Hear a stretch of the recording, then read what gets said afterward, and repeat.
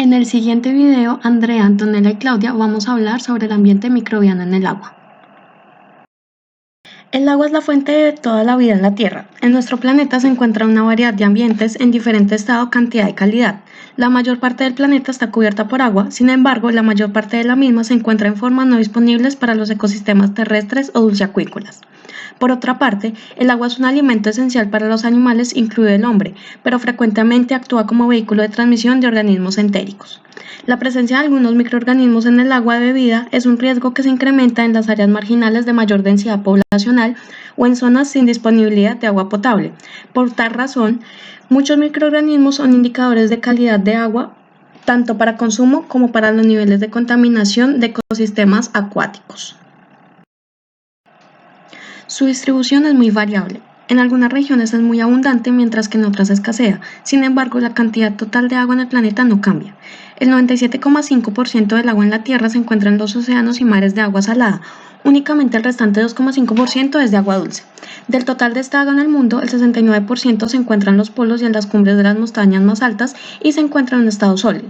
El 30% del agua se encuentra en la humedad del suelo y los acuíferos profundos, y solo el 1% del agua dulce escurre por las cuencas hidrográficas en forma de arroyos y ríos y se depositan en lagos, lagunas y en otros cuerpos superficiales de agua y en acuíferos.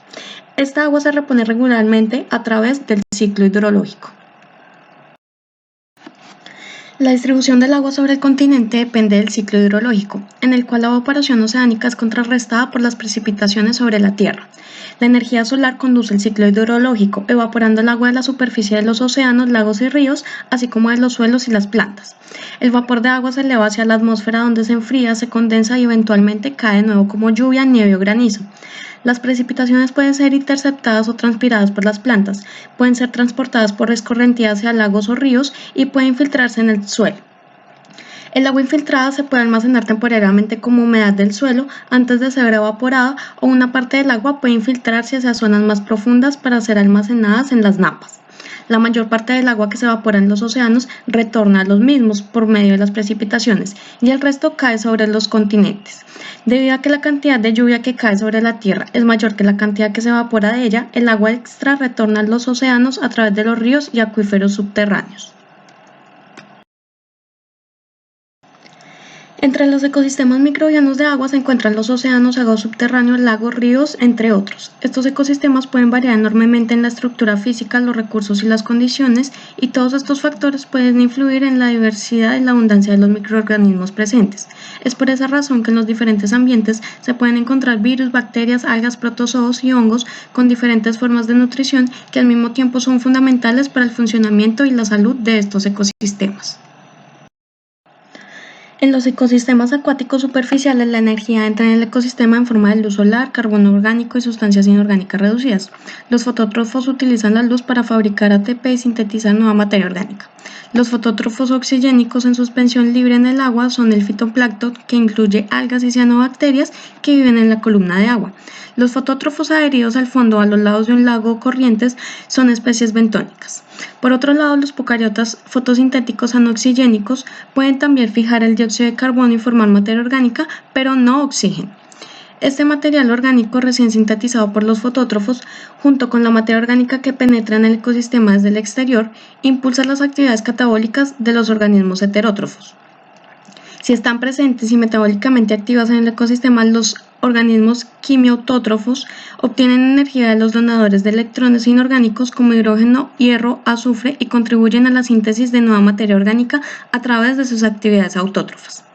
Aunque el oxígeno es uno de los gases más abundantes en la atmósfera, es poco hidrosoluble y el intercambio con la atmósfera es lento.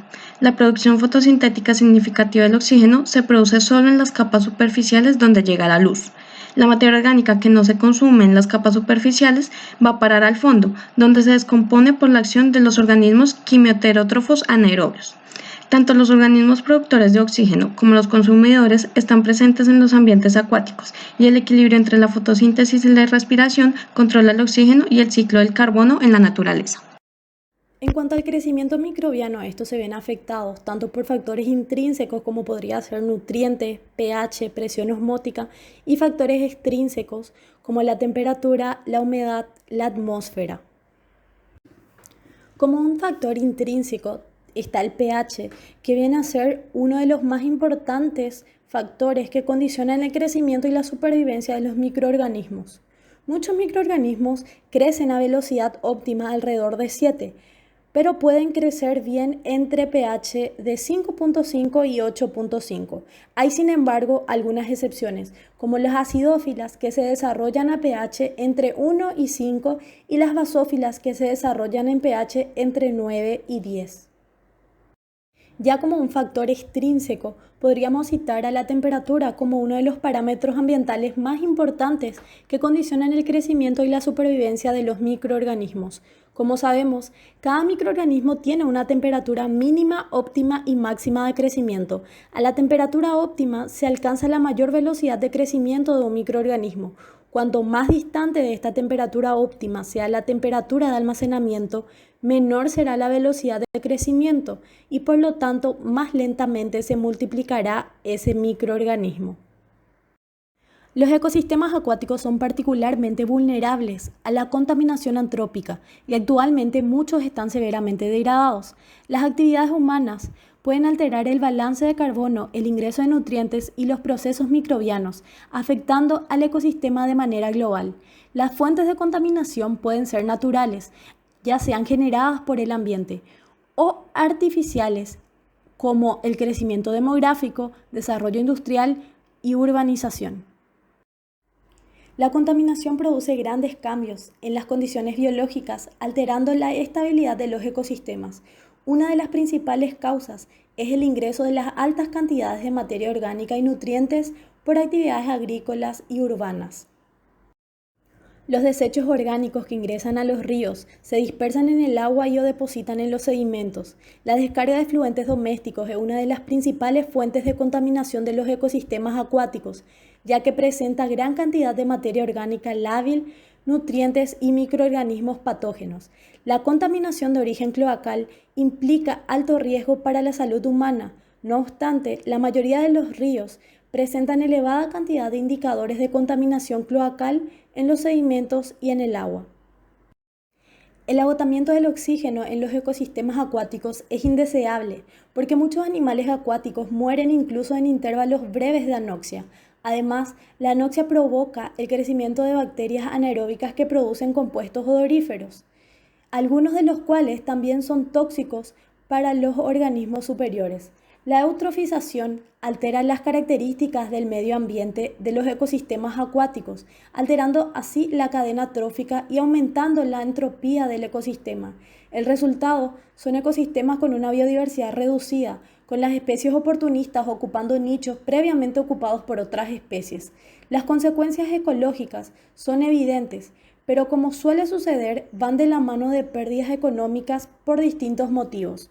En cuanto a las aguas subterráneas, suelen ser más difíciles de contaminar que las superficiales, pero cuando esta contaminación se produce, es más difícil de eliminar debido a que tiene un ritmo de renovación muy lento. Es decir, que mientras el tiempo de permanencia medio del agua en los ríos es de días, en un acuífero es de cientos de años, lo que hace muy difícil su purificación. Cada ecosistema alótico no disturbado posee una determinada cantidad de materia orgánica resultado del balance entre los procesos de incorporación y descomposición microbiana. Por lo tanto, el ingreso de mayor cantidad de materia orgánica y nutrientes por contaminación antrópica puede hacer variar drásticamente la abundancia, actividad y estructura de la comunidad microbiana y como consecuencia alterar los ciclos biogeoquímicos a nivel global y particular. La urgente necesidad humana de agua de razonable calidad requiere el análisis y manejo de los recursos hídricos maximizando la eficiencia del uso.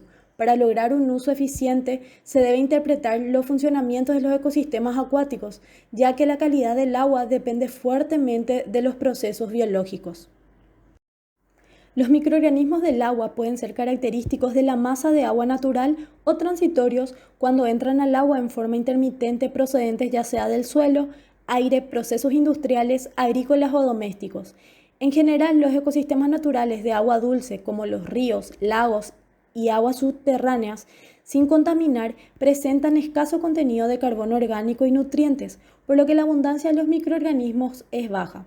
Por otro lado, los efluentes domésticos de origen pecuario y en algunos casos industriales presentan una elevada abundancia de microorganismos. Es por esto que los microorganismos son ampliamente utilizados como indicadores de contaminación biológica. Cuando hablamos de sanidad y calidad de agua, nos estamos refiriendo a agua potable, que es definida como adecuada para el consumo humano y para todo el uso doméstico habitual, incluida la higiene personal. Esto quiere decir que es libre de microorganismos causantes de enfermedades. Y sabemos que el agua es una fuente potencial de enfermedades infecciosas y también de intoxicaciones químicas. O sea que vamos a estar encontrando bacterias, parásitos, virus y hongos que surgen usualmente por efecto directo o indirecto de cambios en el medio ambiente, en la población tales como urbanización no controlada, crecimiento industrial, pobreza, ocupación de regiones antes deshabitadas y la disposición inadecuada de excretas humanas y animales, por lo que en la mayor parte del mundo la calidad del agua está lejos de la adecuada. Y los métodos que normalmente se emplean para determinar la calidad de agua dependen de técnicas microbiológicas y químicas estandarizadas. Hablando un poco sobre el microorganismo indicador de contaminación en hábitat acuático, estos son algunos requerimientos que deben ser cumplidos para ser un microorganismo indicador de contaminación. Este organismo tiene un comportamiento similar a microorganismos patógenos. La presencia determina la existencia de patógenos y permite comparar sus reacciones a cambios de pH y temperatura o aplicación de medios físicos o químicos de desinfectación. La ventaja es que es fácil cultivo, se puede identificar muy fácil también y económicamente muy factible.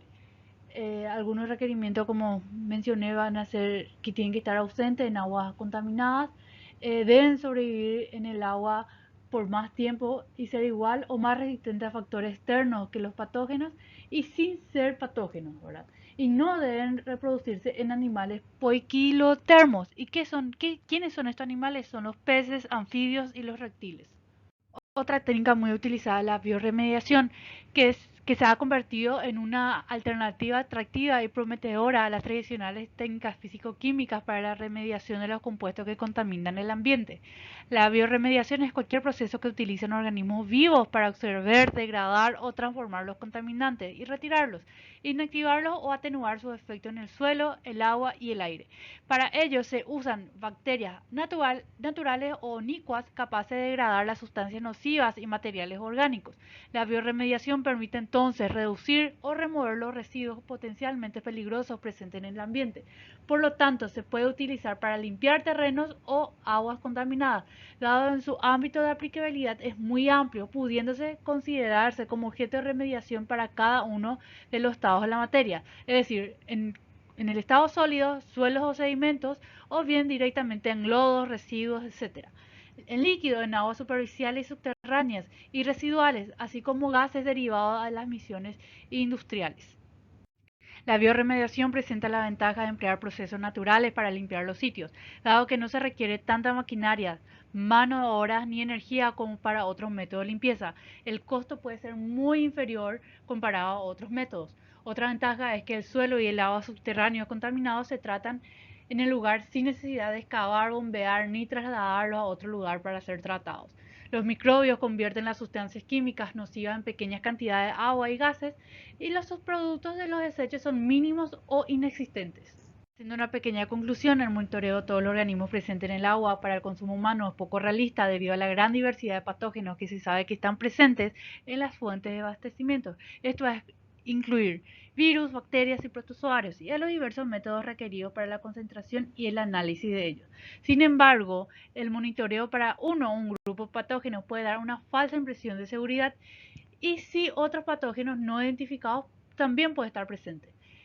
Por eso, la bioremediación se ha convertido en una alternativa prometedora a las tradicionales técnicas físico-químicas, como dije anteriormente, ya que van a demostrar que son más rentables y pueden degradar selectivamente los contaminantes sin dañar su flora y fauna autóctonas del lugar. Esta es la bibliografía y muchas gracias.